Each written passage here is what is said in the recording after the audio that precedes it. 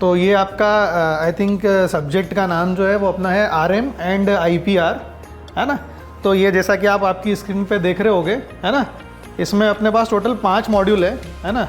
So at least we have to study this 5 modules, है ना। Basically this 5 modules are with related. यदि अपन बात करें तो इसमें क्या है, जैसे अपन देख रहे हैं कि फर्स्ट मॉड्यूल जो है वो है रिसर्च फॉर्मुलेशन एंड डिज़ाइन, है ना।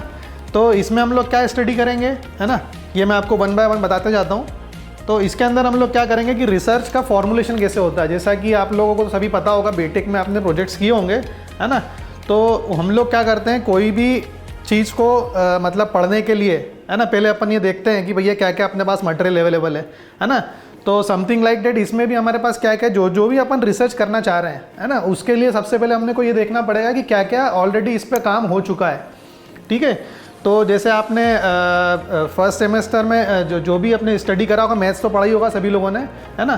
तो मैथ्स में हम लोग नॉर्मल पढ़ते हैं अर्थमेटिक प्रोग्रेशन, है ना, ज्योमेट्रिक प्रोग्रेशन, ये सब चीज़ें पढ़ते हैं जो बेसिकली डाटा को एनालिस करने के लिए हम लोग स्टडी करते हैं, ठीक है। तो जो हमारा रिसर्च फॉर्मुलेशन या डिज़ाइन की हम लोग बात करें, है ना, तो किस तरीके से रिसर्च की जाती है, उसका मोटिवेशन कहाँ से आया, है ना, क्या क्या मीनिंग होते हैं, क्या क्या ऑब्जेक्टिव्स होते हैं, ये हम लोग पढ़ेंगे। कितने टाइप की रिसर्च होती है ये भी हम इसमें स्टडी करेंगे, है ना। फंडामेंटल कंसेप्ट्स जो भी इसमें अपने को रिक्वायर रहते हैं, है ना, ये आपके as a MTech point of view से बहुत ज़रूरी है, ठीक है ना।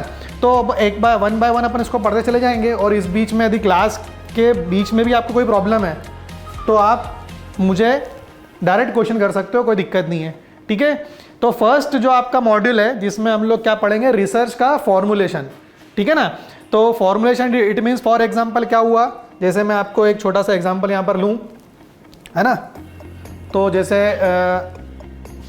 ठीक है, तो ये अपने को एक क्लियर हो गया कि रिसर्च फॉर्मुलेशन एंड डिज़ाइन क्या होता है, ठीक है ना। तो ये फर्स्ट यूनिट में बेसिकली हम लोग पढ़ेंगे क्या कि इसके क्या क्या ऑब्जेक्टिव्स हैं, है ना, उसके बाद कितने टाइप की रिसर्च होती है, ठीक है। उसके बाद में हम लोगों को रिसर्च का मतलब फॉर्मुलेशन कैसे किया जाता है, रिसर्च प्रॉब्लम का सिलेक्ट कैसे किया जाता है, क्या ज़रूरत है ना, प्रॉब्लम को मतलब नेसेसरी क्या है, ज़रूरत है क्या, नेसेसिटी क्यों है ना। फिर उसके बाद जैसा कि मैंने आपको बोला कि जो भी आप रिसर्च कर रहे हो, इस रिसर्च में सबसे इम्पॉर्टेंट जो चीज़ होती है वो होता है लिटरेचर रिव्यू। इट मीन्स कि उससे रिलेटेड क्या क्या काम हो चुका है ना।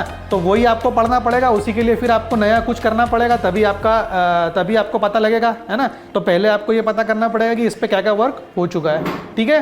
फिर जब अपने बात आती है कि लिटरेचर, तो जैसा कि आप लोग देखते हैं अपने पास में प्राइमरी सोर्स भी होते हैं, कुछ सेकेंडरी सोर्स भी होते हैं, इसको अपन डिटेल में बात करेंगे बाद में, है ना। तो ये आपका फर्स्ट यूनिट का बेसिकली थोड़ा सा मैंने आपको एक ओवरव्यू दिया है ना। अभी मैं आपको पूरे सब्जेक्ट के 5 यूनिट का एक ओवरव्यू दे रहा हूँ कि ये सब्जेक्ट आपको मतलब बेसिकली क्या क्या चीज़ें या क्या क्या स्कोप और इसमें मतलब अपना स्टडी है। उसके बाद में फिर अपन फर्स्ट यूनिट से स्टार्ट करेंगे, ठीक है। तो ये तो आपका इसकी बात हो गई ना। उसके बाद में अब क्या है, जैसे कि मैंने आपको बताया कि जब आपका प्रॉब्लम डिफाइन हो गया, आपको पता चल गया लिटरेचर रिव्यू करने के बाद में अच्छा ये काम हो चुका है, अब मेरे को ये टॉपिक सिलेक्ट करना है ना। उसके बाद में फिर टॉपिक मेरा सिलेक्ट हो जाएगा, टॉपिक के अकॉर्डिंग फिर आप उससे रिलेटेड पेपर्स भी आपने लिटरेचर रिव्यू कर लिए, है ना। लिटरेचर रिव्यू करने के बाद में टॉपिक डिसाइड किया, और टॉपिक डिसाइड में थोड़ा बहुत आपका मॉडिफिकेशन भी हो सकता है ना। फिर अल्टीमेटली यू हैव टू आपको एक सिलेक्ट करना पड़ेगा आपका केस स्टडी, है ना, या फिर आपको एक एक्सपेरिमेंटल वर्क कर रहे हो तो आपको एक्सपेरिमेंटल वर्क डिसाइड करना पड़ेगा। नाउ अब अल्टीमेटली आप सेकंड जो आपकी स्टेप पे आ जाओगे वो क्या आएगी, आपकी सेकंड स्टेप अल्टीमेटली क्या आएगी, डाटा कलेक्शन। मतलब आपको ये पता लग गया भैया आपका टॉपिक क्या है, आपका लिटरेचर सर्वे क्या हो चुका है। नाउ अब आपको क्या करना है, डाटा कलेक्शन करना है, ठीक है। तो ये डाटा कलेक्शन करने के लिए भी अलग अलग वैलिडेशंस होते हैं, है ना, ऑब्जर्वेशन होती है। जब तक आप ये चीज़ें प्रॉपर तरीके से नहीं कर पाओगे, जब तक आप उसको किसी भी मतलब ऐसा कहा जाए कि रिसर्च प्लेटफॉर्म पे आप उसको नहीं कर सकते हो, ना शेयर कर सकते हो, ठीक है। तो कहने का ये मीनिंग है कि आपको डाटा कलेक्शन करना बहुत ही ज़रूरी होता है और उसको वैलिडेट करना भी बहुत ज़रूरी होता है। तो वैलिडेट करने के लिए हम लोगों के पास में आप लोगों ने डाटा एनालिसिस की अलग अलग मेथड्स पढ़ी होगी, कोरिलेशन, रिग्रेशन, है ना। तो वो सब चीज़ें हम लोग इसमें स्टडी करते हैं। और कुछ सॉफ्टवेयर हमारे पास में अवेलेबल है ना, जैसे स्टेट होता है, SPSS होता है ना। और कुछ टेस्ट अवेलेबल है, टी टेस्ट और इनोवा टेस्ट, जो जनरली हम लोग क्या करते हैं, डाटा कलेक्शन करने के बाद में इसमें अप्लाई करते हैं। तो यहाँ तक आपको फर्स्ट और सेकंड यूनिट का एक थोड़ा सा ओवरव्यू मैंने आपको दिया है। आई थिंक आप लोगों को समझ में आ गया होगा, है ना।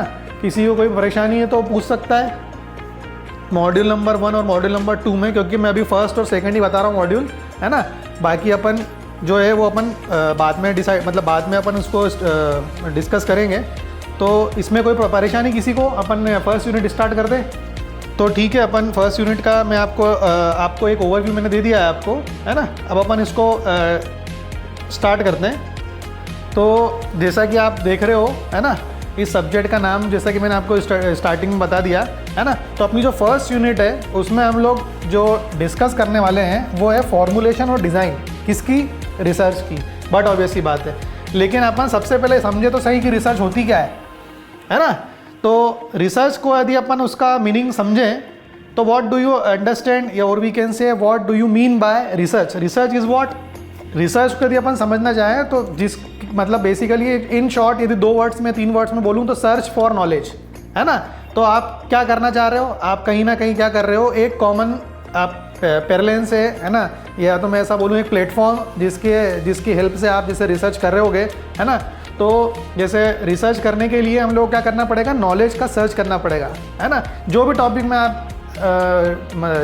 में आप आगे बढ़ना चाहते हो तो सबसे पहले आपको क्या करना पड़ेगा, उसका सर्च करना पड़ेगा, उसके अबाउट आपको स्टडी देखनी पड़ेगी कि क्या क्या स्टडी मटेरियल उसके आपके पास में अवेलेबल है। तो ये जो सर्च है, ठीक है ना, ये सर्च आपको काय के थ्रू मिलेगा। अलग अलग इसके कुछ प्लेटफॉर्म्स होते हैं, वो मैं आपको बताता हूँ, है ना। जैसे सर्च यदि आपको करना है, जैसे मान लीजिए आपने कोई टॉपिक सिलेक्ट किया, है ना, आपको मालूम है कि आपको स्ट्रक्चर, जैसे 2 ब्रांच हम लोग के पास में, एक स्ट्रक्चर और CPM दोनों स्टूडेंट्स हैं अवेलेबल। तो ऐसे स्ट्रक्चर में अभी आप देखते हो कि जनरली सीज़मिक से रिलेटेड ज़्यादा वर्क होता है ना। CPM की हम लोग बात करें तो CPM में जनरली हम देखते हैं कंस्ट्रक्शन प्लानिंग और कंस्ट्रक्शन मैनेजमेंट से रिलेटेड ज़्यादा वर्क होता है ना। तो कंस्ट्रक्शन प्लानिंग जनरली हम लोग प्रोजेक्ट साइट पे करते हैं, है ना। जो भी कंस्ट्रक्शन साइट्स होती है वहाँ पे हम लोग क्या करते हैं, एक तरीके से मैनेजमेंट या प्लानिंग वहाँ पे करते हैं, ठीक है ना। ऐसे ही हम लोग ऐसे सीज़मिक की बात करें, मतलब अर्थक्वेक रेजिस्टेंट स्ट्रक्चर हम लोग बनाते हैं, है ना। तो हम लोग को जैसे सीज़मिक से रिलेटेड यदि कुछ भी चीज़ देखना है तो सबसे पहले आपको क्या करना पड़ेगा, you have to search on Google, है ना। अब लेकिन मैं बोलूँगा गूगल पे करेंगे तो वहाँ पे तो बहुत सारी प्लेटफॉर्म है। गूगल में आप करेंगे सर्च तो आपको क्या होगा, बहुत सारे मतलब एक तरीके से बोले डाइवर्स सर्च मिलेंगे। लेकिन हमको उस पर सर्च नहीं करना है, हमको काय पे करना है, गूगल स्कॉलर पे सर्च करना है। काय पे सर्च करना है, आप जैसे ही गूगल स्कॉलर लिखेंगे, है ना, तो गूगल स्कॉलर की स्क्रीन खुलेगी जिस पे लिखा हुआ है गूगल स्कॉलर। वहाँ पे आप आपके टॉपिक्स रिलेटेड जो भी चीज़ें आप डालेंगे, है ना, तो वहाँ पे वो आपको मिल जाएगा, ठीक है ना। गूगल स्कॉलर कभी किसी ने चलाया है या कभी किसी ने देखा है? तो मैं आपको एक छोटा सा एग्जांपल देता हूँ, है ना। तो जैसे आप गूगल स्कॉलर चलाएंगे जब, है ना, जैसा कि आप देख रहे हो स्क्रीन पे गूगल दिख रहा है आपको, है ना। इस पर आपको क्या लिखना है गूगल स्कॉलर। क्या लिखोगे आप? जैसे ही आपने गूगल स्कॉलर लिखा, ये मैं आपको देखो सब्जेक्ट के साथ साथ में, ये क्योंकि सब्जेक्ट थ्योरेटिकल नहीं, ये एक्चुअल में एप्लीकेशन है, ठीक है ना। ये आपकी जो थीसिस आप करोगे, है ना, जैसे ही आप आपकी स्क्रीन पर देख रहे हो तो आपको गूगल स्कॉलर दिख रहा है सभी को, ठीक है ना। तो ये जो अपना जो फर्स्ट स्टेप है, ये अपने को क्या करना है, इसमें आप जैसे ही क्लिक करोगे, है ना, गूगल स्कॉलर आ जाएगा, ठीक। अब मान लो आपने कोई पेपर रीड किया, जैसे फॉर एग्जांपल मैं मेरा ही नाम लिखता हूँ, है ना। आपके पास में बहुत सारे अलग अलग प्लेटफॉर्म है। जैसे मान लीजिए आप ही अपने डिपार्टमेंट की बात करें, जैसे सिविल इंजीनियरिंग डिपार्टमेंट IPS की बात करें, है ना। तो IPS में आप जैसे सबसे पहले आपका जो टास्क है वो ये है कि आपको टॉपिक सिलेक्ट करना है, गाइड सिलेक्ट करना है। तो आप क्या टॉपिक सिलेक्ट करोगे, क्या गाइड सिलेक्ट करोगे? सबसे पहले तो आपको ये पता होना चाहिए कि भैया हमारे यहाँ पे जो डिपार्टमेंट है वहाँ पे अलग अलग फैकल्टीज़ है, अलग अलग उनके वर्किंग एरियाज़ है, और आपका वर्किंग एरिया, आपका एक इंटरेस्ट अलग है। तो सबसे पहले आप आपके जो भी, जैसे फॉर एग्जांपल मैं मेरी बात करता हूँ तो मैं मेरा नाम लिखूँगा यहाँ पे, है ना। तो मैं यदि मेरा गूगल स्कॉलर बना होगा तो आपको मेरा पूरा प्रोफाइल दिख जाएगा उस पर, ठीक है ना। ये मैं आपको इसलिए बता रहा हूँ, बहुत सारे स्टूडेंट्स तो ऐसे बीटेक बीटेक जब किए होंगे तब इनने सर्च किया होगा, है ना। तो जैसे ही आप मेरा प्रोफाइल देखेंगे इस पर, तो ये मेरा पूरा प्रोफाइल आपको ओपन हो जाएगा, दिखाएगा यहाँ पर कि ये मेरा नाम है, उसके बाद में ये लिखा हुआ आ गया कि क्या डेजिग्नेशन है मेरी, है ना। उसके बाद में मेरे क्या क्या रिसर्च मैंने किए हुए हैं ये पूरे आपको मेरे प्रोफाइल के अंदर इसमें दिखेंगे। It means you have to know about the faculty, क्या वो ने किया है ना। जैसे मैं वाटर से भी बिलोंग करता हूँ, बेसिकली वाटर रिसोर्स इंजीनियरिंग से, है ना। लेकिन मेरे कुछ पेपर्स आपको इधर CPM के भी मिलेंगे, जैसे ये दिख रहा है आपको, time cost optimisation of high rise building, है ना, बाय जेनेटिक एल्गोरिथम, है ना। तो जैसे मैंने इस पर क्लिक किया, ये मैं आपको बता रहा हूँ कि किस तरीके से आप लोग, है ना, इसमें मतलब सर्च करेंगे, है ना। तो वो चीज़ आप यहाँ पे देख सकते हो, ठीक है। तो पहले मैंने आपको जैसा बोला कि रिसर्च की डिज़ाइन कैसे होती है, रिसर्च का फॉर्मुलेशन कैसे होता है, तो मैं ये आपको इसी पेपर के अंदर बता दूंगा, है ना। जैसे एक मेरा पेपर था ये 2018 का, तो जैसे कि आप लोग देखते हैं इसमें सबसे पहले कोई भी पेपर आप देखोगे तो उसमें क्या दिखेगा आपको, सबसे पहले क्या आता है, यहाँ पे लिखा हुआ टॉपिक लिखा हुआ आता है, बराबर है ना। और ये जो है जिनने इसमें पूरे इस टॉपिक के अंदर में कंट्रीब्यूशन किया हुआ है, बराबर है, ये भी दिख रहा है आपको। तो मैंने आपको फर्स्ट यूनिट में मैंने आपको क्या बताया कि रिसर्च का फॉर्मुलेशन और रिसर्च की डिज़ाइन, लेकिन उसके पहले आपको सबसे पहले क्या करना पड़ेगा, लिटरेचर रिव्यू करना पड़ेगा या लिटरेचर सर्वे करना पड़ेगा। तो उस लिटरेचर सर्वे का जो मैंने आपको एक प्लेटफॉर्म बताया वो बताया गूगल स्कॉलर, और उस गूगल स्कॉलर में आप जो भी मटेरियल सर्च करोगे वो आपको मिलेंगे पेपर, बराबर है कि नहीं बराबर है।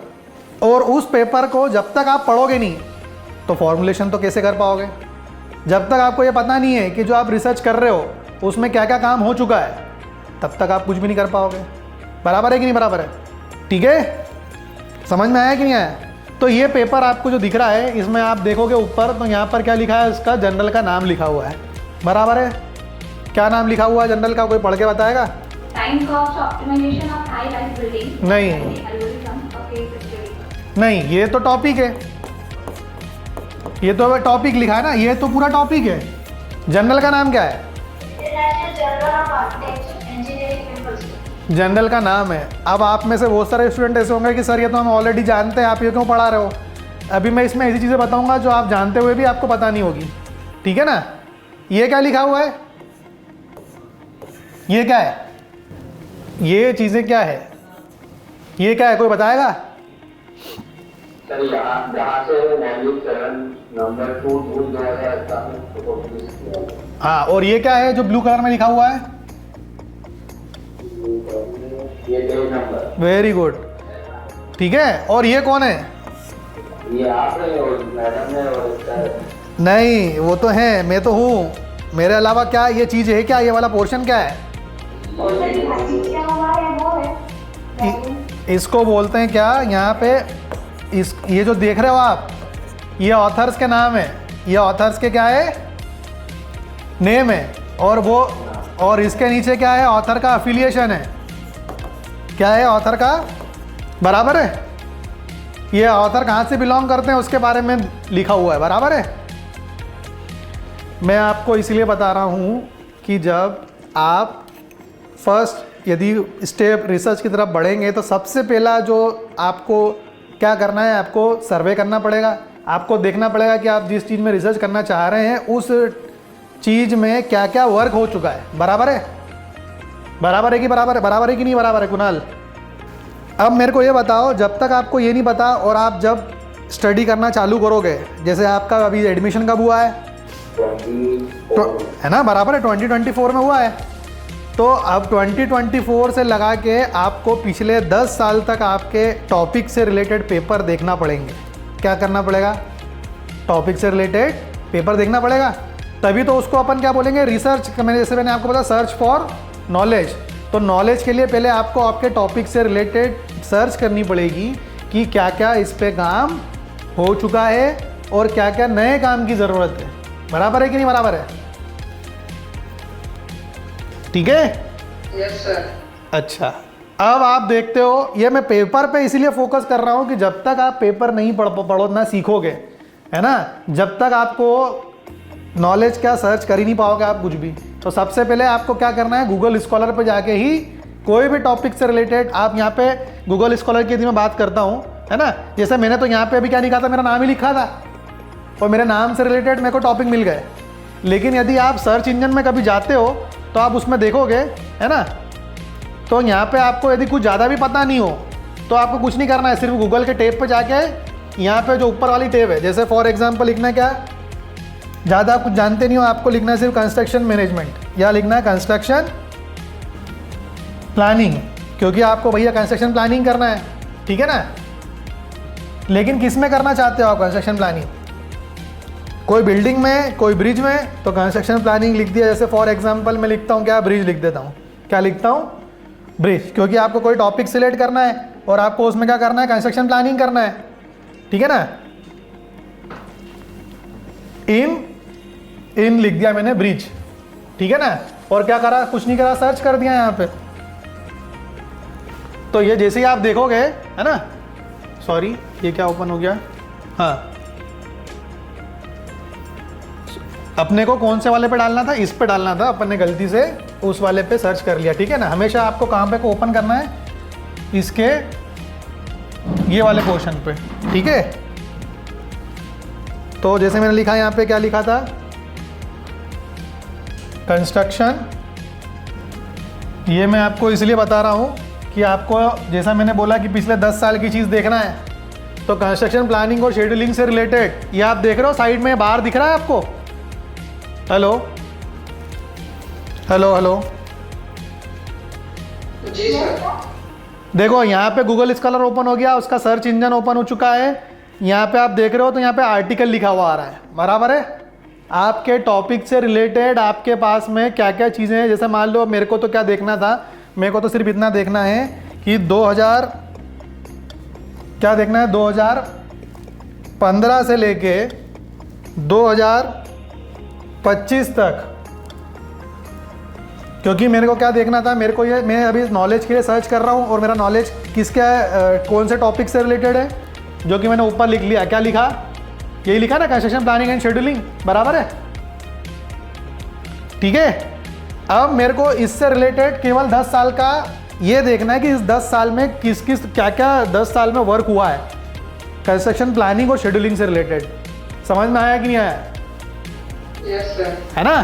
तो आप देखोगे यहाँ पे आपको स्क्रीन, किसी ने यूज़ किया था इसके पहले कभी? हेलो, किसी ने यूज़ किया है इसके पहले? नहीं किया है? नहीं सर। वेरी गुड, मतलब मैं करेक्ट जा रहा हूँ, क्योंकि है ना मेरे को ये सबसे इंपॉर्टेंट चीज़ जो है आपकी एमटेक के लिए बहुत ज़रूरी है। जब तक आप ये नहीं सीखोगे, जब तक कोई एमटेक रिसर्च तो आप स्टार्ट ही नहीं कर पाओगे, ठीक है ना। तो स्टार्टिंग सबसे पहले गूगल स्कॉलर से होनी चाहिए, मैं ये बोलता हूँ, और ये आपको बीटेक में बता देना चाहिए, पर बीटेक पे भी नहीं कोई बताता है या डिस्कस करता है ना। तो जैसे कि मैंने बोला, आपको यहाँ पे आपको रेंज लिखना पड़ेगी, तभी आपको उसके बारे में ये पता लगेगा कि कितने इससे रिलेटेड आर्टिकल अवेलेबल, या ऐसा मैं बोलूँ कि कितने आर्टिकल अवेलेबल है और जो ऑथेंटिक है ना, वो आपको यहाँ पे मिल जाएंगे, है ना। अब उस ऑथेंटिक वाले डाटा में से भी आपको कुछ डाटा ऐसा होता है कि जो, जैसे आप अभी देखते हैं यूजीसी केयर लिस्ट जो है वो थोड़े टाइम के लिए अभी उसमें होल्डिंग पे चली गई है ना। तो ऐसी अलग अलग प्लेटफॉर्म्स अवेलेबल है। हमको एक पर्टिकुलर, एक जैसे आपने ASC का नाम सुना है किसी ने? American Society of Civil Engineers का नाम सुना है? जनरल का नाम है, किसी ने सुना है? No sir. निकमार्क जनरल के बारे में जानते हो? निकमार्क जनरल। तो ये सब जो मैंने आपको नाम लिए, जैसे अपन CPM से रिलेटेड बात करें, है ना, ऐसे ही हम लोग अब स्ट्रक्चर से रिलेटेड बात करें, तो जैसे आप ये जनरल ओरिएंटेड टॉपिक, जो मतलब जनरल जो आप नाम लिखोगे और इसमें ही टॉपिक देखोगे, तो उसका भी आप गूगल से सर्च कर सकते हो। मैं आपको अभी हाल किस चीज़ के बारे में बता रहा हूँ, आपका जो नॉलेज है, जो भी आपका टॉपिक है, वो आपको सबसे पहले क्या करना पड़ेगा, सर्च करना पड़ेगा, उसके कीवर्ड सर्च करना पड़ेंगे, उससे रिलेटेड आपको स्टडी देखना पड़ेगी पिछले 5 से 10 साल में कितना वर्क हो चुका है, ठीक है। तो आप ये देख रहे हो, जैसे ये कोई जनरल है, ये जो आप देख रहे हो, ये दिख रहा है आपको, ये project planning and scheduling using PERT and CPM technique with linear programming case study, दिख रहा है कि नहीं दिख रहा है?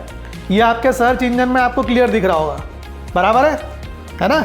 ऐसे ही आपका दूसरा पेपर, ये सारे पेपर है, इन सारे पेपर्स को आप लोगों को क्या करना पड़ेगा, आपको, यदि मैंने आपको क्या बोला, ये फर्स्ट स्टेप है आपकी रिसर्च की। सबसे पहले आपको क्या करना पड़ेगा, उस टॉपिक से रिलेटेड जो भी मटेरियल अवेलेबल है पर्टिकुलर ड्यूरेशन में, वो आपको एक जगह पर पहले इकट्ठा करना पड़ेगा, और फिर उसमें से आपको स्टडी करके ये फाइंड आउट करना पड़ेगा कि इतना काम हो चुका है, अब मेरे को नया काम क्या करना है।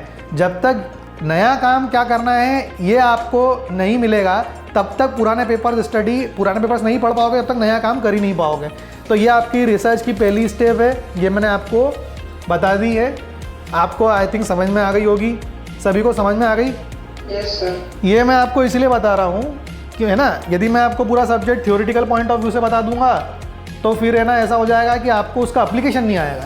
यहाँ से मैंने आपको एक एप्लीकेशन बताया है ना, जिसके बेस पे आप लोग क्या कर सकते हो, डायरेक्ट है ना कनेक्ट हो जाओगे। अब जैसे मैंने आपको ये फर्स्ट जो चीज़ बताई थी, सर्च फॉर नॉलेज, तो सर्च कहाँ करेंगे भाई साहब? तो सर्च करेंगे कहाँ पे? गूगल स्कॉलर पे, या फिर आपको कोई आर्टिकल डायरेक्ट पता है, मैगजीन में भी आप बहुत सारी चीज़ें पढ़ते हो है ना, वहाँ से भी आप उस आर्टिकल के बारे में पढ़ सकते हो और फिर नॉलेज के बारे में आप सर्च कर सकते हो।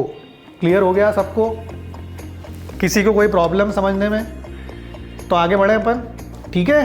तो जैसा कि मैंने बोला, one's can also define research is a scientific और systematic search for a pertinent information on a specific topic. मैंने आपको जैसे बताया, मैंने एक टॉपिक सिलेक्ट किया, उस टॉपिक को मैंने क्या करा, उसके लिए सर्च किया।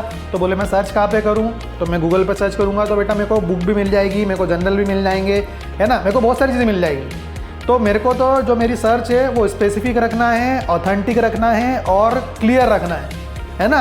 और उसके लिए सबसे बेस्ट प्लेटफॉर्म जो है वो मैंने आपको क्या बताया आज? कोई मेरे को नाम बताएगा उसका, उस प्लेटफॉर्म का? गूगल स्कॉलर, बराबर है? समझ में आ गया सबको? ठीक है। ये मैं आपको अप्रोच करने के तरीके बता रहा हूँ कि किस तरीके से आप रिसर्च में एंटर हो सकते हो, ठीक है ना। तो उसके लिए आप नॉलेज किस तरीके से आपको गेन करना पड़ेगा, बराबर है। अलग अलग ऑथर्स हुए, अलग अलग मतलब राइटर्स हुए जिन्होंने रिसर्च को अलग अलग डेफिनेशन दी है। उसमें से एक जो बहुत फेमस थे वो थे क्लिफोर्ड वुडी, है ना, जिन्होंने बताया कि रिसर्च क्या होती है ना। तो मैं आपको स्टार्टिंग से इन्हीं के हिसाब से बताता हूँ कि आप जब रिसर्च करोगे, है ना, तो सबसे पहले तो आपको क्या करना पड़ेगा, जैसा मैंने आपको बताया कि सबसे पहले आपको क्या ध्यान में रखना है, क्या ध्यान में रखना है, क्या लिखा हुआ बोर्ड पे? फर्स्ट चीज़ क्या लिखी मैंने बोर्ड पे? टॉपिक। Very good. तो जब तक आपको टॉपिक नहीं पता होगा, जब तक आप सर्च तो कर ही नहीं सकते। फिर आपको जैसे ही टॉपिक पर पता लगेगा तो उसके बारे में आपको क्या करना पड़ेगा, सर्च करना पड़ेगा। या फिर मैं इसको अलग दूसरे वर्ड में बोल दूं तो उसको हम लोग क्या बोलेंगे, लिटरेचर। क्या करना पड़ेगा? Literature review. Very good. फिर जब आप लिटरेचर रिव्यू करोगे, है ना, तो उसके बाद में फिर अब आपको ये समझ में आ गया कि मेरे को टॉपिक क्या रखना है और मेरे पास में मैंने जो भी उससे रिलेटेड रिव्यू किया है ना, उससे रिलेटेड कितने मेरे पास में रिसर्च आर्टिकल अवेलेबल है। ठीक, तो रिसर्च आर्टिकल जैसे आपने पढ़े समझे तो अब आपको ये समझ में आ गया कि मेरे को मेरे टॉपिक में क्या करना है। तो अब मेरे को क्या करना पड़ेगा, उसके क्या करना पड़ेंगे, क्या सेट करने पड़ेंगे, ऑब्जेक्टिव्स। Very good. अब आपको समझ में आ गया कि भैया मेरे को कंस्ट्रक्शन प्लानिंग और शेड्यूलिंग में काम करना है, ठीक है। तो मेरे को कंस्ट्रक्शन प्लानिंग और शेड्यूलिंग में मेरे टॉपिक से रिलेटेड उसके क्या क्या ऑब्जेक्टिव होंगे वो मेरे को पढ़ने मतलब तैयार करने पड़ेंगे, जिसके अगेंस्ट में या जिसके बिहाफ में मैं पूरी रिसर्च करूँगा, बराबर है। और जो फोर्थ स्टेप आ गई है ना, ये सब यहीं से बता रहा हूँ मैं आपको। पहले मैंने क्या करा, टॉपिक सिलेक्ट किया, फिर सर्च किया, फिर ऑब्जेक्टिव करा, ठीक है, इनके हिसाब से ही। ठीक, अब मेरे को मालूम पड़ गया कि मेरे पास में क्या ऑब्जेक्टिव है ना। तो अब मेरे को इन ऑब्जेक्टिव को क्या करना पड़ेगा, डिफाइन करना पड़ेगा कि ऑब्जेक्टिव किस तरीके से मैं उसको बताऊं, तभी मैं उस पर वर्क कर पाऊंगा, ठीक है ना। तो ऑब्जेक्टिव मेरे डिसाइड हो गए। अब मेरे को क्या करना पड़ेगा, इस ऑब्जेक्टिव के बारे में पढ़ने के पहले अब मेरे को मेरी केस स्टडी भी डिसाइड करनी पड़ेगी, है ना, जो यहाँ पे नहीं लिखी है ना। तो केस स्टडी मतलब क्या कि आपको आपके स्टडी एरिया, जब तक आपको स्टडी एरिया आपके टॉपिक से रिलेटेड ही आपको केस स्टडी तो करनी है। आपका जो टॉपिक है वही आपका, है ना, उससे रिलेटेड आपको स्टडी एरिया ढूंढना पड़ेगा। जैसे कंस्ट्रक्शन प्लानिंग और शेड्यूलिंग है तो ये आप किसी प्रोजेक्ट पे वर्क कर सकते हो, रेसिडेंशियल प्रोजेक्ट, कंस्ट्रक्शन प्रोजेक्ट, जो भी हॉस्पिटल प्रोजेक्ट, जो भी आपके प्रोजेक्ट्स हैं अवेलेबल है सारे, है ना, मल्टी स्टोरी प्रोजेक्ट, ये सारे प्रोजेक्ट्स अवेलेबल है, उस पर आप आपकी केस स्टडी कर सकते हो, ठीक है ना। लेकिन उसके पहले आपको वो देखना पड़ेगा कि उस स्टडी से रिलेटेड क्या लिटरेचर रिव्यू हो चुका है ना। अब ये जो केस स्टडी मैंने यहाँ लिखा है, यहाँ पे आपको पूरा उसका लोकेशन बताना पड़ेगा कि वो है क्या, उसके स्पेसिफिकेशन बताने पड़ेंगे कि वो जो जहाँ पर आप स्टडी कर रहे हो जैसे फॉर एग्जांपल आप मान लो कोई पेपर जो भी आप उठाओगे उसमें आप ये चीज़ें देखोगे तो आपको समझ में आ जाएगी कि अच्छा इस पेपर में इस केस स्टडी के बारे में इसने बताया हुआ है। ठीक, अब जो चीज़ मेन यहाँ से चालू होती है वो ये चालू होती है कि आपको आपका जब ये सब चीज़ें समझ में आ गई उसके बाद में सबसे इम्पॉर्टेंट चीज़ होती है क्या, कि आपको आपका ऑब्जेक्टिव फंक्शन डिसाइड करना पड़ेगा। मतलब मेथोडोलॉजी की मैं बात कर रहा हूँ तो या तो मैं बोलूँ उसका ऑब्जेक्टिव फंक्शन बोल दूँ या मैं आपको दूसरे टर्म में बोल दूँ, क्या बोल रहा हूँ मैं, आपका रिसर्च का प्रॉब्लम फॉर्मूलेशन। समझ रहे हो, समझ में आ रहा है सबको? तो जब तक आप ये चीज़ें नहीं समझोगे तब तक आप है ना उसमें आगे नहीं बढ़ पाओगे। तो इनके हिसाब से जो क्लिफोर्ड वुडी है इनने ये बताया कि जो रिसर्च होती है उसमें सबसे पहले क्या होता है, कंप्राइजेस होता है किससे, सबसे पहले तो आप जो भी पैरामीटर्स ले रहे हो उसको डिफाइन करो, उसके बाद में उसको रीडिफाइन करो, उसके बाद में उसमें क्या फॉर्मूलेशन यूज़ किया आपने उसका हाइपोथेसिस करो, फिर उसके है ना उसका जो भी डाटा कलेक्शन है वो आपको करना पड़ेगा, फिर आपको उस डाटा को इवेल्यूट करना पड़ेगा और ultimately you have to conclude your research. तो इतनी स्टेप को इन्होंने क्या बोला, इनके हिसाब से रिसर्च का डेफिनेशन इनने इस तरीके से बताया। और ये जो मैंने बताया ये मेरे तरीके से बताया आपको कि सबसे पहले आपको टॉपिक, फिर उसके बाद में उससे रिलेटेड सर्च करना पड़ेगा, फिर उसके बाद में अब जब आप उसको पूरे 10 साल के पूरे पेपर्स पढ़ लिए, मान लो आपने 40 आर्टिकल्स पढ़ लिए और उस 40 आर्टिकल्स पढ़ने के बाद में आपने क्या ऑब्जेक्टिव निकाला कि अच्छा ये मेरे रिसर्च के ऑब्जेक्टिव हो सकते हैं। अब आप ऑब्जेक्टिव डिसाइड कर लिया आपने, आपको पता है कि मेरे को किस ट्रैक पे जाना है। उसके बाद आप क्या डिसाइड करोगे कि अब आपको एरिया कौन सा सिलेक्ट करना है। देखो अब जैसे कंस्ट्रक्शन प्लानिंग और शेड्यूलिंग की बात करें तो जैसे मैंने आपको बताया कि जो आपका प्रोजेक्ट है वो ट्रांसपोर्टेशन से रिलेटेड हो सकता है, या तो ब्रिज हो सकता है, कोई रोड हो सकती है। आपका कोई जो प्रोजेक्ट है वो हो सकता है it is a residential project और it is a hospital construction project और it is a multi storey project, या फिर आपका कोई कंस्ट्रक्शन जैसे फॉर एग्जांपल कोई दूसरी कंस्ट्रक्शंस भी हो सकते हैं, फ्लाईओवर ब्रिज भी हो सकता है, मेट्रो की बात करें अब तो मेट्रो प्रोजेक्ट्स या रेलवे प्रोजेक्ट्स भी हो सकते हैं, है ना। तो ऐसे करके आपको अब आपका एरिया डिसाइड करना पड़ेगा कि कौन सा एरिया, मतलब केस स्टडी, और फिर उसके बाद में उसकी लोकेशन स्पेसिफिकेशन आपको पूरी उसकी डीपीआर जो भी आपके पास में डिटेल्स अवेलेबल है वो आपको एक जगह पर इकट्ठी करके आपको रखना पड़ेगी। और अब जब बात आती है कि क्योंकि हम लोगों को क्या करना है उसमें रिसर्च करनी है तो आपको सबसे पहले उसका प्रॉब्लम फॉर्मुलेशन करना पड़ेगा। मतलब आपको एक ऑब्जेक्टिव फंक्शन बनाना पड़ेगा कि आप आपके टॉपिक से रिलेटेड उसमें क्या मॉडलिंग करना चाहते हो, ठीक है ना। या तो मॉडलिंग करना चाहते हो या फिर कुछ एक्सपेरिमेंटल वर्क करना चाहते हो। समझ पा रहे हो क्या बोल रहा हूँ मैं, है ना। फिर जब ये सब चीज़ें हो जाएगी तो अल्टीमेटली ये आपके ऑब्जेक्टिव फंक्शन हो गए, है ना, ये सब डिसाइड हो जाएगा। उसके बाद में फिर अब आपको उससे रिजल्ट और लास्ट में उसकी मेथड मतलब कंक्लूजन पे आना पड़ेगा बाद में, ठीक है। तो ये तो मैंने आपको एक छोटा सा ओवरव्यू दे दिया, है ना। तो रिसर्च जनरली क्या होता है वो अपन ने समझ में आया कि हमको क्या करना पड़ेगा, नॉलेज का के लिए सर्च करना पड़ेगा। सर्च करने के लिए हम लोगों के पास में जो आज के एरा की बात करें हम लोग, है ना, तो हमारे पास में गूगल स्कॉलर अवेलेबल है। वहाँ पे हम लोग हमारे टॉपिक से रिलेटेड, रिसर्च से रिलेटेड, हमारी फाइंडिंग से रिलेटेड हम जो भी चीज़ें देखना चाह रहे हैं वो वहाँ पे हम लोग सर्च कर सकते हैं। तो मेरे को लगता है इस स्लाइड में आपको ये जो मैंने यहाँ पर लिखा हुआ है वो मैंने आपको जस्टिफाई कर दिया कि व्हाट डू यू, या ऐसा बोलूँ मैं मीनिंग क्या होता है रिसर्च का, ये आपको क्लियर हो गया कि रिसर्च यदि आपको करनी है तो you have to ultimately what we have to do, आपको क्या करना पड़ेगा, नॉलेज का सर्च करना पड़ेगा। क्लियर हो गया सबको। दूसरी साइड पे बढ़ूँ मैं आगे? जी सर। Yes sir. ठीक है, अब अपन दूसरी साइड पे बढ़ते हैं। जैसा कि मैंने बोला कि हमको क्या करनी है, रिसर्च करनी है ना, हमारे को नॉलेज के लिए सर्च करना है। तो अब मेरा जो दूसरा मेरा नज़रिया है वो सबसे पहला ये आएगा कि मैं किस चीज़ के लिए या क्या रिसर्च करूं, क्या मेरा ऑब्जेक्टिव हो, क्या मेरी फाइंडिंग्स हो, है ना। तो मेन एम जो है रिसर्च का क्या है, is to find out the truth which is hidden and which is not bin discovered as yet. मतलब देखो एक तो सर्च हो गया, मतलब आपने किसी चीज़ के लिए ढूंढा, और रिसर्च का मतलब ये हो गया कि जब आपने उसको ढूंढ के जो भी फाइंडिंग्स निकाली है उसका मीनिंग जो होता है रिसर्च का ये होता है। क्लियर हो गया सबको। तो हमारा मेन एम क्या है, मेन हमारा ये है एम है कि अभी तक जो भी डिस्कवर नहीं हुआ है, क्या लिखा है देखो ध्यान से आप पढ़ोगे डेफिनेशन में क्या लिखा है, जो अभी तक हिडन है, बराबर है ना, क्या है जो अभी तक हिडन है, बराबर, और which has not been discovered as yet, अभी तक जो डिस्कवर नहीं हुआ है, तभी उस चीज़ को आप क्या बोल पाओगे, रिसर्च बोल पाओगे, बराबर है। अब हर रिसर्च स्टडी में हर एक के अलग अलग स्पेसिफिक पर्पस होते हैं, अलग अलग रिसर्च ऑब्जेक्टिव होते हैं, बराबर है। क्या क्या रिसर्च ऑब्जेक्टिव होते हैं?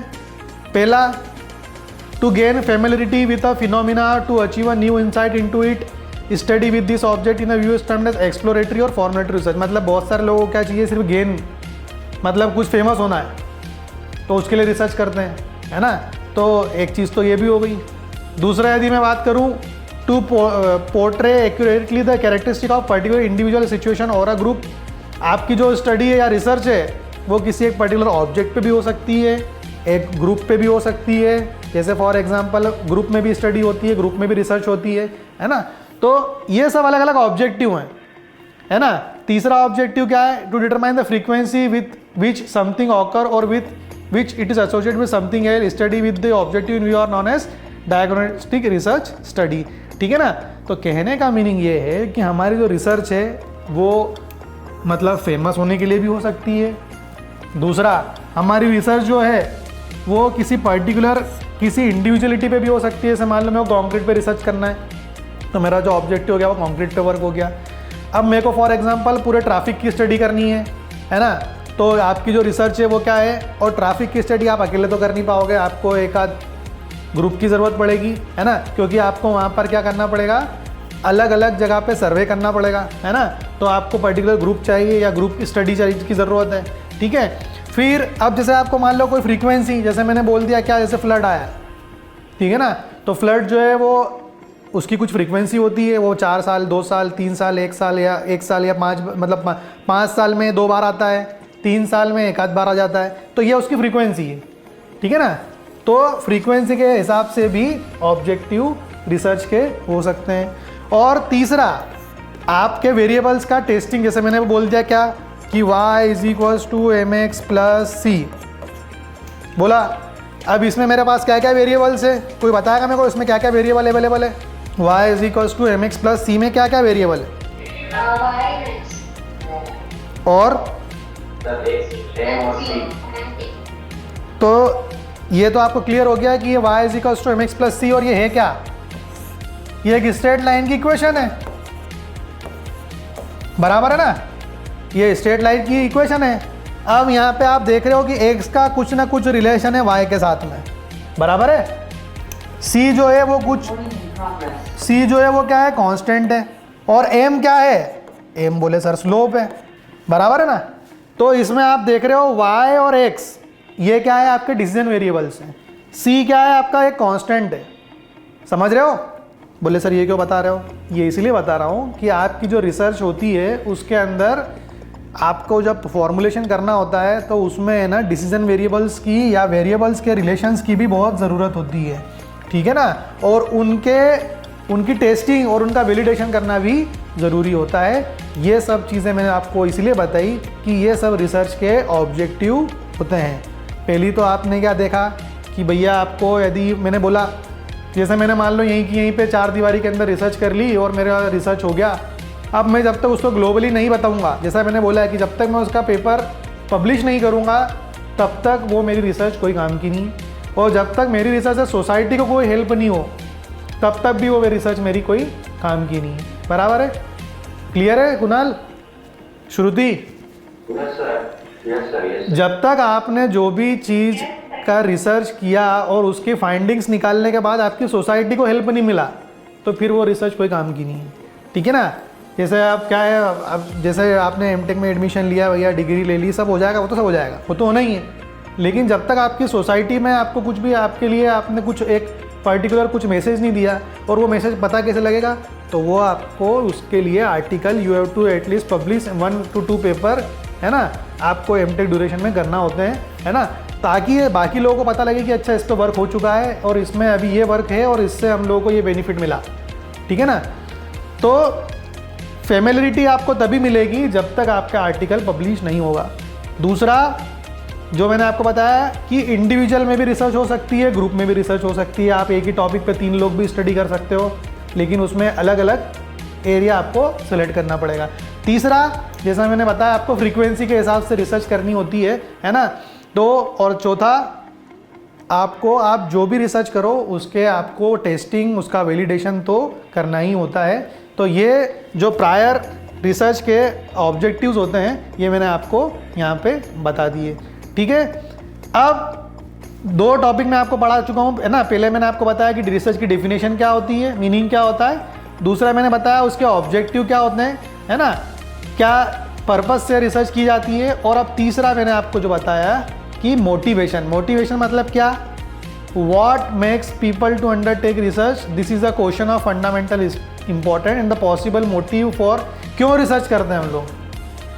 मैं आपसे पूछूं कि भैया क्यों एमटेक कर रहे हो, तो आप क्या बोलोगे, क्यों कर रहे हो एमटेक, बताएं।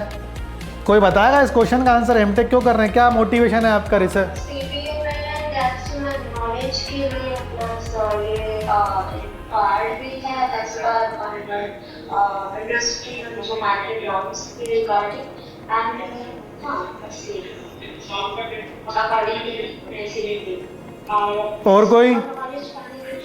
और कोई बताएगा। हाँ सिविल में सर कंस्ट्रक्शन प्लानिंग मैनेजमेंट होता है तो उसको कैसे किया जाता है, या अभी रिसेंट जनरेशन में क्या नई न्यू सॉफ्टवेयर यूज हो रहे हैं और क्या क्या चीज़ें हो रही है इस कारण से भी। Very good. और स्ट्रक्चर का कोई है यहाँ पे, स्ट्रक्चर का कोई भी नहीं है। हाँ बताएं क्यों करते हैं हम लोग, क्या क्या ज़रूरत है रिसर्च करने की। मतलब research ultimately I am talking about why we do MTech. MTech मतलब अल्टीमेटली आप एमटेक क्यों कर रहे हो, मास्टर्स कर रहे हो तो क्यों कर रहे हो, उसके पीछे क्या एक कोई फिलॉसफी होगी, कुछ सोच होगी, है ना, कुछ आपने सोचा ही होगा उसके लिए कर रहे हो। डिग्री तो ठीक है, वो तो मेरे को पता है कॉमन क्वेश्चन है, या कॉमन क्वेश्चन का आंसर आप दोगे, लेकिन उसके अलावा और क्या है। जो बिल्डिंग्स होती हैं, ब्रिजेस होते हैं, हाँ तो मतलब डिजाइनिंग जो होती है उसकी एक्सपर्टीज की। वेरी गुड वेरी गुड, ठीक है। चलो मतलब आपकी तरफ से ठीक ठाक ही जवाब आया। मैं यही चाह रहा था कि हम लोगों का मोटिवेशन क्या है, मतलब हम लोग क्यों कर रहे हैं। तो आप जैसे देख रहे हो कि बहुत सारे लोगों की डिज़ायर होती है कि भैया रिसर्च डिग्री करनी है। फर्स्ट पॉइंट लिखा हुआ है जैसे desire to get a research degree along with a consequential benefits. उनका कोई बेनिफिट छुपा हुआ है इसके पीछे। जैसे फॉर एग्जांपल एमटेक स्ट्रक्चर आप करोगे तो आप साइनिंग अथॉरिटी हो जाते हो, है ना। तो ये आपके लिए सबसे एक इंपॉर्टेंट चीज़ है कि भैया एमटेक स्ट्रक्चर इसलिए कर रहा हूँ मैं कि मैं अपने खुद की बिल्डिंग डिज़ाइन करूँगा, मैं साइनिंग अथॉरिटी बन जाऊँगा, है ना। तो मेरे पास में कंसल्टेंसी, हाँ किसी पर्टिकुलर चीज में स्पेशलाइज्ड हो जाए। हाँ और इस पे वेरी गुड, है ना। तो एक तो मतलब मोटिवेशन ये है पहला कि हमको डिग्री तो चाहिए ही चाहिए, साथ ही साथ में हमारे कुछ बेनिफिट्स भी छुपे हुए हैं उसके पीछे। दूसरा मैंने लिखा है desire to face the challenge in solving unsolved problem. हम लोग डिग्री के या उसके बेनिफिट के अलावा बात करें हम लोग, तो जब तक हम लोग हमारी फील्ड में कोई काम कर रहे हैं या हम उसके लिए कुछ करना चाह रहे हैं तो कुछ ना कुछ हमारे पास में एक चैलेंज अवेलेबल है। जैसे हम लोग देखते हैं फॉर एग्जांपल इंदौर की बात करें हम लोग, अभी तो ट्रैफिक है हमारे लिए बहुत बड़ी समस्या हो चुकी है, ठीक है ना। ग्लोबल वार्मिंग की हम लोग बात करें तो हमारे पास पानी बहुत ज़्यादा हो चुका है ना। पहले था कि पानी नहीं था और अब पानी ऐसा हो रहा है कि क्या तो गिरता है या फिर बहुत ही कम गिरता है ना। तो ये एक ऐसी हमारी एक अनसॉल्व्ड प्रॉब्लम बन चुकी है ना।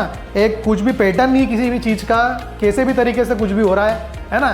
तो जैसा कि फॉर एग्जांपल जैसे अभी फरवरी चल रहा है, फरवरी तक हम लोग देख रहे हैं हम लोग ठंड का एहसास हो रहा है ना। तो ये चीज़ें एक्चुअल में देखा जाए तो ये अभी भी अनसॉल्व्ड है कि ऐसा क्यों हो रहा है। बट अब ऐसी बात है उसका आंसर सबको पता है कि ग्लोबल वार्मिंग है ना। तो कहने का मतलब बहुत सारे सोसाइटी के अंदर ऐसी प्रॉब्लम है जिसको हम लोगों को सॉर्ट आउट करना है, और उसी के लिए हम लोग ये रिसर्च एक हमारा एक जो स्टडी करने का या हम लोगों का एक तरीके से बोलें रिसर्च करने का जो है अनसॉल्व प्रॉब्लम को ट्रीट करना है हमको। इसीलिए हम लोग भी नए नए चैलेंज जो आ रहे हैं उनको हमको सॉर्ट करना है। नए चैलेंजेस को लेके हमको उसको एक प्रॉब्लम को सॉल्व करके सोसाइटी को एक हम लोगों को क्या देना है ना, एक फाइंडिंग का रिजल्ट देना है। इसीलिए भी हम लोग रिसर्च करते हैं। तीसरा, जैसा कि आप देखते हो कि बहुत सारे लोगों को क्रिएटिव वर्क करने की बहुत अच्छा लगता है, उनका क्रिएटिव वर्क करने का बहुत अच्छा लगता है, या करने के बाद बहुत अच्छा लगता है ना। तो वो भी एक इसमें मोटिवेशन है रिसर्च का। फोर्थ पॉइंट देख रहे हो जो कि मैंने आपको बहुत इंपॉर्टेंट बताया कि आप जो भी करो, चाहे एमटेक CPM करो, स्ट्रक्चर करो, कुछ भी करो, आपका अल्टीमेटली सोसाइटी को एक ना एक आपकी रिस्पॉन्सिबिलिटी है, उसको आपको क्या करना है, एक तरीके से पूरा करना है। तो वो आपकी डिज़ायर रहना चाहिए कि भैया मेरे को सर्विस देना है सोसाइटी को, है ना, मेरे को सोसाइटी को कुछ ना कुछ मेरा एक छोटा सा भी कंट्रीब्यूशन है वो मैं दे दूंगा इस पूरी रिसर्च करने के बाद।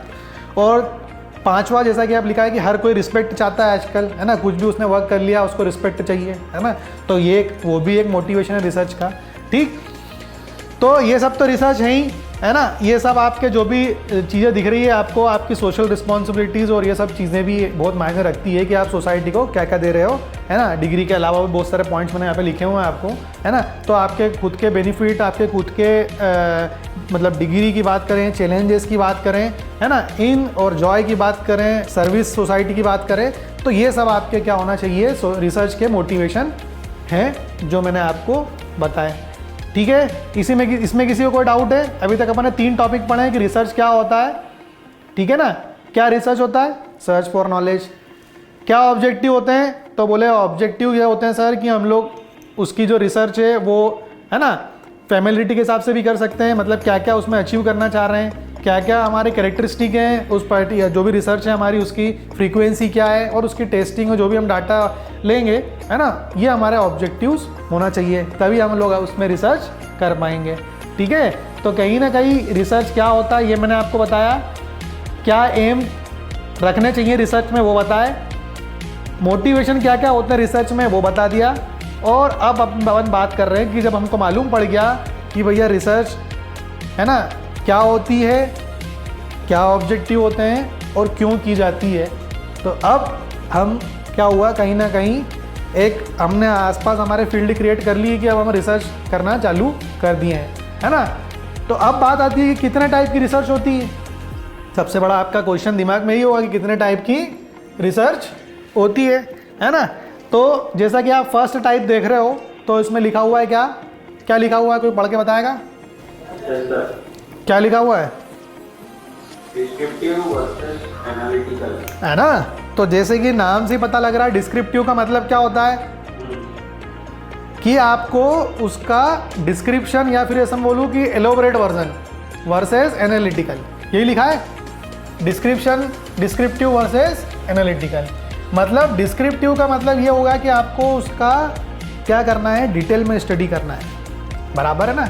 तो डिटेल में स्टडी करने के लिए सबसे पहले आपको क्या करना पड़ेगा, उसका सर्वे करना पड़ेगा, और वो जो सर्वे होगा उसके अंदर क्या क्या चीज़ें होगी। जैसे मैंने आपको बोला कि आप किसी भी टॉपिक से रिलेटेड यदि आप कोई स्टडी कर रहे हो, है ना, तो उस स्टडी के लिए, है ना, आपको सबसे पहले पेपर पढ़ने पड़ेंगे।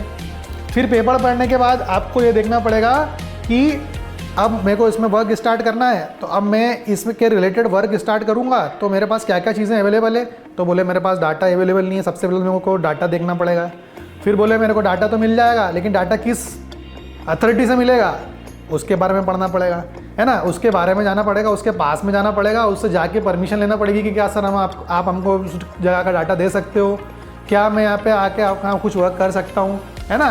तो कहने का मतलब ये है कि जो इस तरह की रिसर्च होती है ना, वो जनरली क्या होती है, बिजनेस रिसर्च होती है। क्या होती है, मतलब जनरली हम लोग यदि बात करें तो हम टेक्निकल लोग हैं, है ना, हम लोग इस टाइप की रिसर्च जो है वो करते हैं, है ना। लेकिन जो ये फील्ड वाले, जो सोशल साइंस और बिजनेस वाले लोग जो होते हैं, वो इस टाइप की रिसर्च ज़्यादा करते हैं, ठीक है ना। तो इसका जैसे मैंने आपको एग्जाम्पल बता रहा हूँ एक, कि जैसे फॉर एग्जाम्पल डिस्क्रिप्टिव रिसर्च क्या हो गई। डिस्क्रिप्टिव रिसर्च मतलब ये हो गया कि जैसे frequency of shopping, preference of people, इस तरीके का यदि आप कोई भी डाटा जिसके लिए आप रिसर्च करने जा रहे हो, है ना, तो उस डाटा का पूरा आप सर्वे करोगे। जैसे मान लो आप मॉल जाते हो, कितने मॉल जाते हो, कितने दिन में एक मॉल जाते हो, कितने महीने में जाते हो, कोई आइडिया? बराबर ना, 5 से 6 बार। या तो या मतलब आपका जो शॉपिंग करने का फ्रीक्वेंसी है वो है 1 ईयर में कम से कम 6 टाइम, मतलब 6 बार आप शॉपिंग करते हो। मतलब ऐसा मैं बोलूँ कि 2 महीने में आपको एक बार मॉल जाना ही पड़ता है, बराबर है ना। तो ये आपकी क्या हो गई, फ्रीक्वेंसी हो गई, ठीक है। और ये आप अब यही यदि आप अब इसको क्या बोलेंगे, इसी को यदि अपन रिसर्च की बात करें तो ये डिस्क्रिप्टिव रिसर्च का एक तरीका हो गया कि आपने कितने, अब उसकी फ्रीक्वेंसी की बात करोगे तो ये मैंने आपको एग्जांपल दिया है ना। अब जैसे मैंने बोल दूँ कि आपकी क्लास में मान लो 18 स्टूडेंट CPM में और 18 स्टूडेंट स्ट्रक्चर में है ना, मैंने बोल दिया कि आप एक हफ्ते में कितनी क्लास अटेंड करते हो, तो आप क्या बोलोगे सर 2 या 3, कोई बोलेगा मैं अटेंड ही नहीं करता हूँ, ठीक है ना। तो इस टाइप की स्टडी जो होती है उसको हम लोग क्या बोलते हैं, डिस्क्रिप्टिव रिसर्च। क्या बोलते हैं, समझ में आ गया? मतलब जनरली आप लोग क्या देखते हो, है ना, जैसे मैं बोलूं कि डिस्क्रिप्टिव का क्या मीनिंग है, तो डिस्क्रिप्टिव मेथड की यदि मैं बात करूं तो इस रिसर्च का कैरेक्टरिस्टिक ये है कि इस रिसर्च में कोई कंट्रोल नहीं होता है वेरिएबल्स में। रिपोर्ट आप क्या कर सकते हो कि क्या हुआ, what has happen and what is happening, क्या हुआ और क्या होगा। जैसे मैंने आपको बोला कि आपने बोला कि सर 12 महीने में मैं केवल 6 बार मॉल जाती हूँ। अब मैंने आपसे ये पूछा कि आप मॉल क्यों जाते हो 6 बार, 12 बार क्यों नहीं जाते हो, तो वो वाली चीज़ हो गई कि व्हाट हैज़ हैपन, 6 बार जाने से क्या होगा, 12 बार जाने से क्या होगा, है ना। तो 6 बार जाओगे तो खर्चा कम हो जाएगा, 12 बार जाओगे तो खर्चा ज़्यादा होगा, सिंपल सी बात है। तो व्हाट हैज़ हैपन और व्हाट इज़ हैपनिंग ये ही आप रिपोर्ट कर सकते हो उसके अंदर, इसके अलावा और कुछ भी नहीं रिपोर्ट कर सकते हो। तो इस टाइप की जो रिसर्च होती है उसको हम लोग क्या बोलते हैं, डिस्क्रिप्टिव रिसर्च। समझ में आ गया सबको? ये एक टर्म है जिसको मैं आपको बता रहा हूँ कि आपकी रिसर्च जो मैं आपको टाइप बताऊँगा उसमें से आप कौन सी टाइप की रखोगे। तो उसमें से पहला जो मैंने आपको तरीका बताया है वो है डिस्क्रिप्टिव, और जो दूसरा है एनालिटिकल। अब ये एनालिटिकल क्या होती है, इसमें एक इंपॉर्टेंट चीज़ ये भी बताइए कि आपका कोई भी वेरिएबल पे कंट्रोल नहीं है। मतलब वही वाली बात है कि एक साल में 6 बार भी जा सकते थे, 12 बार भी जा सकते थे, 6 ही बार क्यों गए, 12 बार भी जा सकते थे, है ना। तो ये वेरिएबल्स जो है वो आपके शफल हो रहे हैं, है ना। मतलब आपकी फ्रीक्वेंसी जो है वो कुछ भी डिसाइडेड नहीं है, सिर्फ कहीं ना कहीं आप क्या कर रहे हो उसके बारे में सिर्फ ये बता रहे हो कि इतनी बार में हुआ और इतनी बार होना चाहिए था। ठीक है, इतना समझ में आ गया? ये मैं आपको इसलिए बता रहा हूँ, है ना। यहाँ हम लोग क्या स्टडी कर रहे हैं, हम लोग उसके बारे में पढ़ रहे हैं कि डिस्क्रिप्टिव का मतलब क्या होता है, एनालिटिकल रिसर्च का मतलब क्या होता है। ठीक है, तो एनालिटिकल रिसर्च क्या होती है, the researcher has to use fact और information already available and analyse this to make a critical evolution of the material. ठीक है, मतलब कहने का ये मीनिंग हो गया कि आपने एक तो रिसर्च ये करी कि भैया अर्थक्वेक कितनी बार आ गया, तो आपको कुछ नहीं करना, आपने क्या किया, सिंपल से क्या किया, डिस्क्रिप्टिव रिसर्च क्या होगी ये मैं इसलिए बता रहा हूँ आपको कि आपको डिस्क्रिप्टिव का मतलब समझ में आ जाए। डिस्क्रिप्टिव का मतलब क्या हुआ, मैंने ऐसे बोल दिया कि भैया 2015 से लगा के 2025 तक एमपी में कितनी बार अर्थक्वेक आया। तो आपने क्या करा, आपने एक टेबल बनाई, उसमें लिख दिया कि भैया एमपी में 2015 से लगा के 2025 तक इतने रेक्टर स्केल पे भूकंप आया या अर्थक्वेक आया। ठीक है, और उसके पास में एक और कॉलम बना दिया, इतने रेक्टर स्केल से आया और क्या क्या डैमेजेस हुए। सिर्फ इस टाइप से आपने कर दिया तो वो क्या कहलाएगा, डिस्क्रिप्टिव। अब मैं बोलूँ सर इसका एनालिटिकल रिसर्च करके बताओ, तो आप क्या करोगे, वही वाली बात 2015 से लेके 2025 तक, पहले तो आप ये लिख दोगे। अब एनालिटिकल मतलब क्या कि अब मैं बात कर रहा हूँ एमपी की, ठीक है ना। तो पहले तो मैं ये देखूंगा कि भैया अर्थक्वेक कब आया, वो तो आया ही आया, ठीक है ना। कितने स्केल पे आया, रेक्टर स्केल पे आया, वो मैंने नोट डाउन कर लिया। मैं मान लो 6.7 का आया, है ना, 6.9 का आया, 7 का आया, ठीक है ना।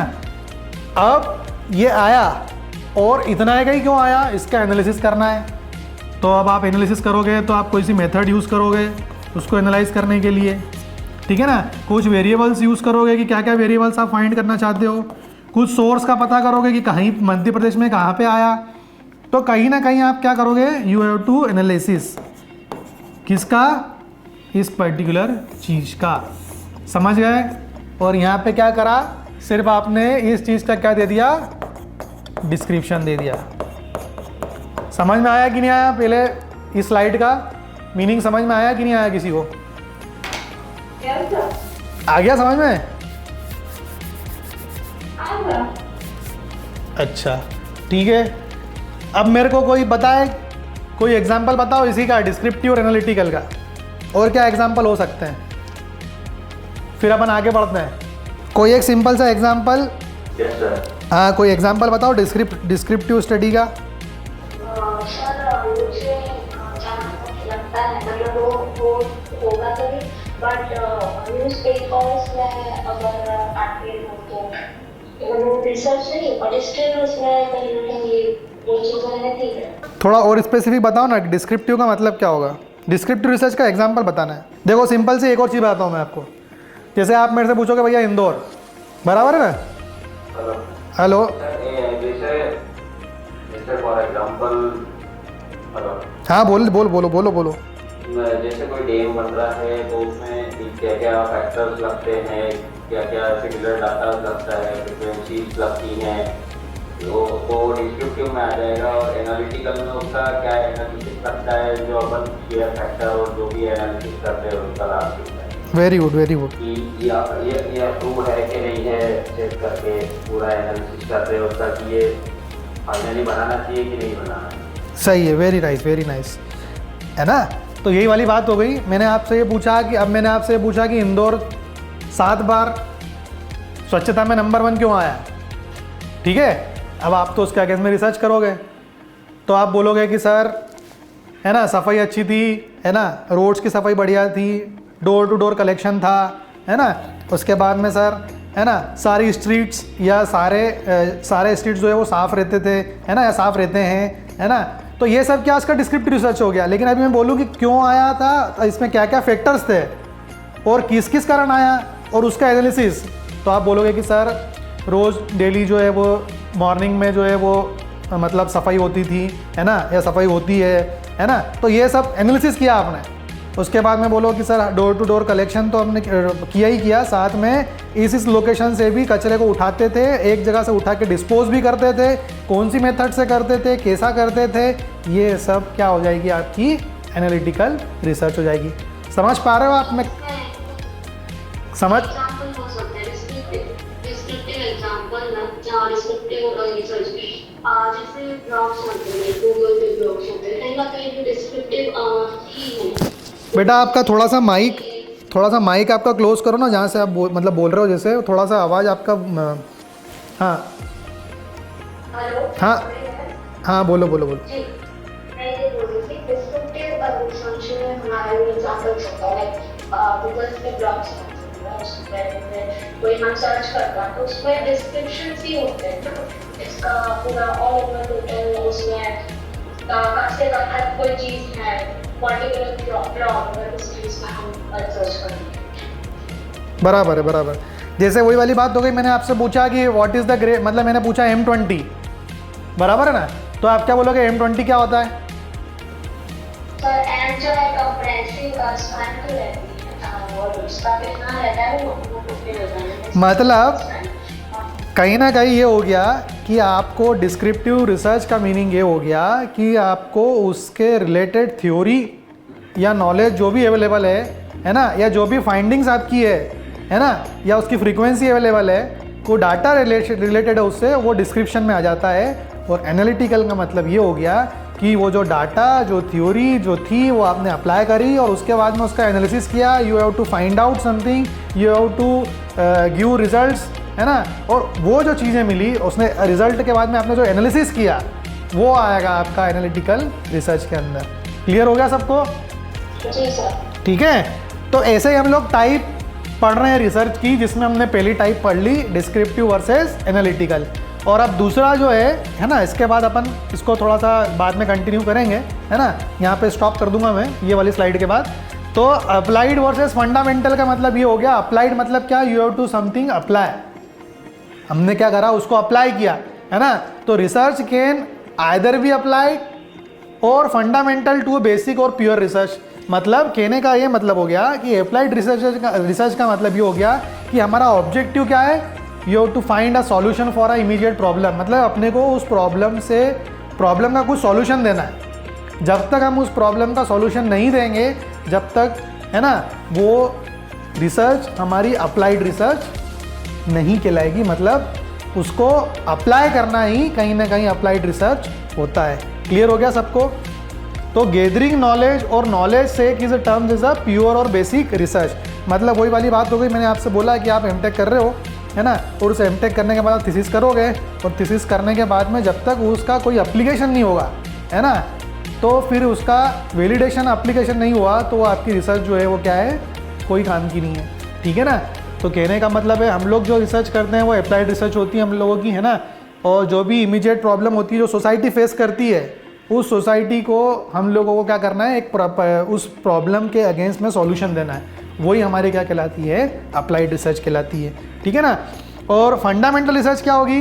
ये वो रिसर्च है जिसमें हम लोग, है ना, फेसिंग अ कॉन्क्रीट और social business problem is an example of applied research. जैसे कि लिखा हुआ है यहाँ पे, जैसे कि मैंने क्या बोला कि research study concerning human behaviour carried on with a view to make a generalisation about human behaviour are also example of fundamental research. जैसे ह्यूमन का बिहेवियर, है ना, तो ह्यूमन का बिहेवियर कैसा होता है? जैसे फॉर एग्जांपल आपका सुबह कुछ अलग बिहेवियर होता है, दोपहर में कुछ अलग बिहेवियर होता है, रात में सोने से पहले कुछ अलग बिहेवियर होता है। तो ये सब क्या है, कुछ फंडामेंटल्स है। आपके कुछ फंडामेंटल है ना, किसी और कोई आईटी ब्रांच, मतलब आईटी की बात करें तो उनके कुछ अलग फंडामेंटल्स है ना। मतलब ये मैं आपको एक एग्जांपल दे रहा हूँ कि जो रिसर्च होती है उसमें डिस्क्रिप्टिव एनालिटिकल के अलावा बहुत सारे मतलब उसके क्लासिफिकेशन होते हैं, जिसमें से हम दूसरा क्लासिफिकेशन पढ़ रहे हैं, अप्लाइड वर्सेस फंडामेंटल। मतलब ऐसी कोई रिसर्च जिसको अप्लाई करने के मतलब बाद में, जैसे कि हम लोग बात करें तो उससे हमको कुछ फाइंडिंग्स मिलती है, सोसाइटी को कुछ सॉल्यूशन मिलता है, वो अप्लाइड रिसर्च कहलाती है। और फंडामेंटल रिसर्च मतलब ऐसा हो गया कि जिसके अंदर हम लोग यदि अपन बात करें कि कुछ एक ना एक कॉन्क्रीट सॉल्यूशन मिल गया उस चीज़ का, है ना, और वही का वही हम लोगों ने अप्लाई कर दिया और वही का वही हम अप्लाई करते हुए चले आ रहे हैं। ठीक है ना? तो उस तरीके की जो रिसर्च होती है उसको हम लोग क्या बोलते हैं, फंडामेंटल रिसर्च बोलते हैं। जैसा कि हम लोग फंडामेंटल रिसर्च की बात करें कि अपने को ह्यूमन बिहेवियर प्रॉपर करना है तो हम लोग योगा करते हैं, तो योगा एक पर्टिकुलर सॉल्यूशन हो गया। उसका कंक्लूजन ये हो गया कि हम योगा करेंगे तो हमारी हेल्थ अच्छी रहेगी, सिंपल सी बात है ना। तो वो उसका क्या फंडामेंटल हो गया या फंडामेंटल रिसर्च हो गया। अब जैसे फॉर एग्जाम्पल मैंने बोला कि को कॉन्क्रीट बनाना, मेरे को M20 कॉन्क्रीट बनाना है, तो अब मैं बोलूँ मेरे को M25 को जस्टिफाई करना है, तो बट ऑब्वियस ही बात है आपको 3 कॉन्क्रीट के सैंपल्स लेना पड़ेंगे, उन तीनों कॉन्क्रीट के कंप्रेसिव स्ट्रेंथ टेस्ट चेक करना पड़ेगा। फिर जब कंप्रेसिव स्ट्रेंथ टेस्ट चेक करोगे तो उसमें 90% मतलब आप 3 डेज के क्यूब्स बनाओ, 7 डेज के क्यूब बनाओ, 14 डेज के बनाओ, 28 डेज के बनाओ, तो उनकी जितने भी क्यूब्स की आप टेस्टिंग करोगे उसमें से 90% क्यूब्स जो है वो आपके सक्सेस होना चाहिए, तभी वो आपकी M20 आप उसको बोल सकते हो या उस कॉन्क्रीट की ग्रेड M20 बोल सकते हो, है ना।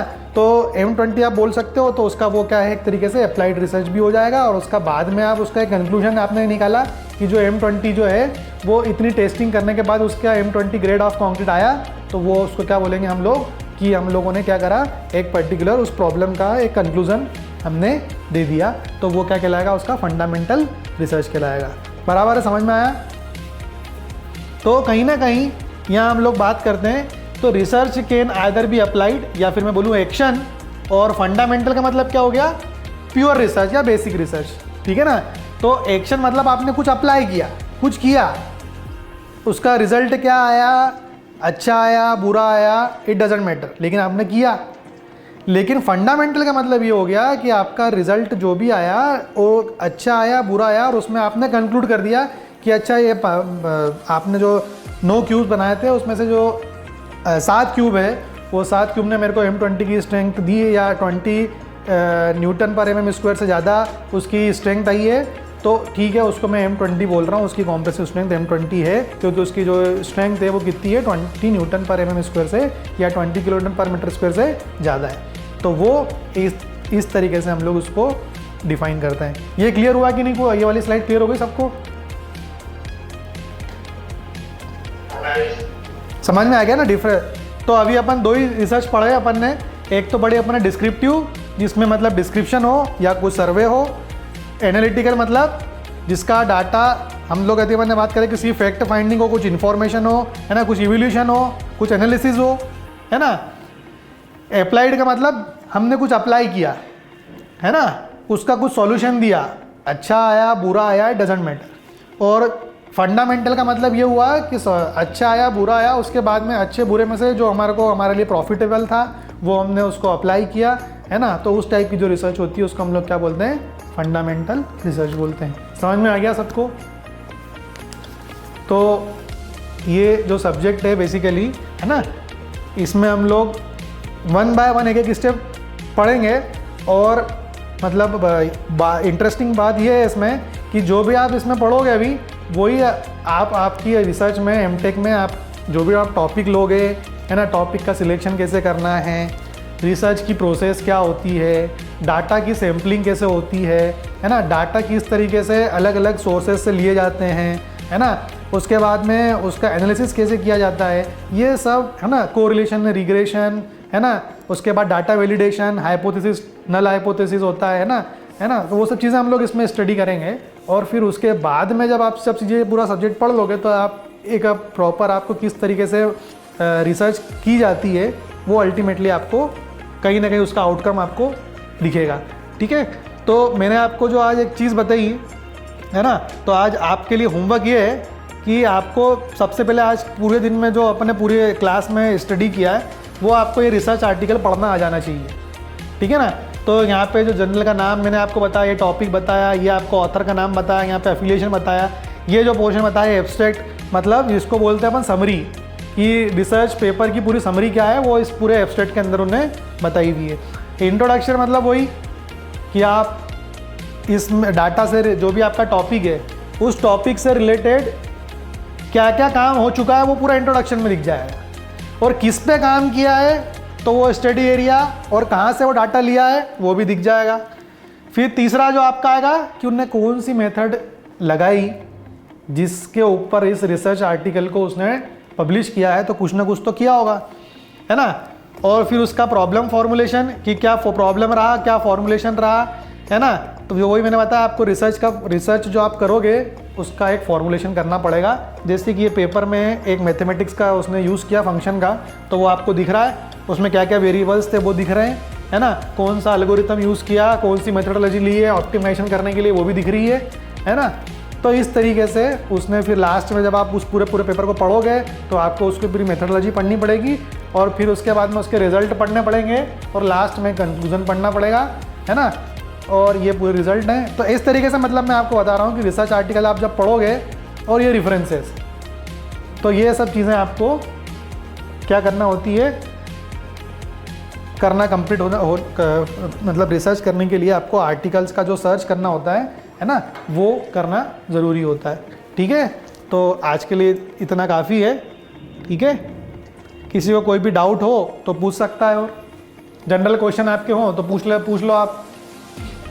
चलो ठीक है, कोई बात नहीं। आप लोग आज एटलीस्ट एक पेपर को ज़रूर पढ़ना आप, है ना, कोई भी एक पेपर पढ़ लेना आप लोग, तो आपको क्लियर हो जाएगा। ठीक है, फिर मैं आपको नेक्स्ट क्लास में बताऊंगा कि उसको किस तरीके से अपन मतलब उसको समराइज़ करते हैं, है ना। तो लिटरेचर रीड करना क्या होता है और लिटरेचर का रिव्यू करना क्या होता है ना, वो अपन पढ़ेंगे नेक्स्ट क्लास में, है ना। ये मैं सब आपको एक्स्ट्रा बता रहा हूँ, ये आपका सिलेबस में वैसे तो है ना, और मेरे असाइनमेंट भी कुछ इस तरीके से ही होंगे, है ना, ताकि आपको रिसर्च आर्टिकल पढ़ना, उसका लिखना, है ना, ये सब अपन क्लियर कर लेंगे इसी में, ताकि जब आप डेजेंटेशन 2 की तरफ बढ़ोगे तो आपको ये सब चीज़ें आ जाना चाहिए, है ना। तो ये रिसर्च जो भी इसके मतलब प्रायर जो भी एक्सरसाइज होती है वो अपन पूरी यहीं पे कर लेंगे इसी सब्जेक्ट के अंदर, है ना। और यदि आपको कुछ डाउट हो तो आप बात कर लेना क्लास के दौरान, जो भी आपके डाउट्स हो तो आप क्लियर कर लेना, कोई दिक्कत नहीं है। ठीक है, तो आज के लिए काफ़ी, ओके।